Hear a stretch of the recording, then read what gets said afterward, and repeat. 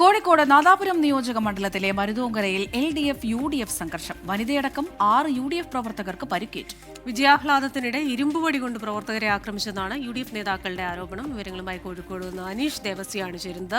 അനീഷ്, കണ്ണൂരിൽ നിന്ന് അല്പസമയം മുമ്പാണ് ഈ മട്ടിലൊരു ആക്രമണം റിപ്പോർട്ട് ചെയ്തത്. ഇവിടെ എന്താണ് സംഭവിച്ചത്? അമൃത, ഇന്ന് വൈകുന്നേരം 5 മണിയോടെയാണ് ഈ നാദാപുരം നിയോജകമണ്ഡലത്തിലെ നെല്ലിക്കുന്നിലാണ് LDF UDF പ്രവർത്തകർ തമ്മിൽ സംഘർഷം ഉണ്ടായത്. ഈ സംഘർഷത്തിൽ ഒരു വനിതയടക്കം 6 UDF പ്രവർത്തകർക്കാണ് പരിക്കേറ്റിരിക്കുന്നത്. ഈ UDF സ്ഥാനാർത്ഥി അഭിജിത്തിന്റെ ഈ വിജയാഹ്ലാദ പ്രകടനം നടത്തുന്നതിനിടെയാണ് ഈ ആക്രമണം ഉണ്ടായിരിക്കുന്നത്.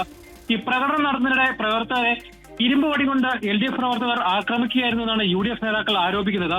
ഈ സംഭവത്തിൽ പരിക്കേറ്റ 5 പേരെ കുറ്റ്യാടി താലൂക്ക് ആശുപത്രിയിലും ഒരാളെ വിദഗ്ധ ചികിത്സയ്ക്കായി കോഴിക്കോട് മെഡിക്കൽ കോളേജ് ആശുപത്രിയിലും പ്രവേശിപ്പിച്ചിരിക്കുകയാണ്.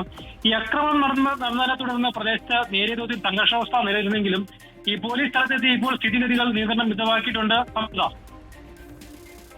ശരി, അനീഷ് ദേവസിയാണ് കോഴിക്കോട് നിന്ന് വിശദാംശങ്ങളുമായി ചേർന്നത്.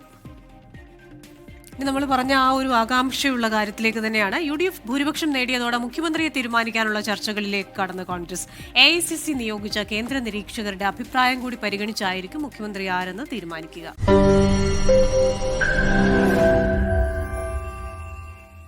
ലോകത്തെവിടെയായാലും ഏത് സമയത്തും 24 വാർത്തകളും ഓഗ്മെന്റഡ് റിയാലിറ്റി പാക്കേജുകളും എക്സ്പ്ലെയിനറുകളും വിശദമായി കാണാൻ ഞങ്ങളുടെ YouTube ചാനൽ നിങ്ങൾക്ക് സബ്സ്ക്രൈബ് ചെയ്യാം.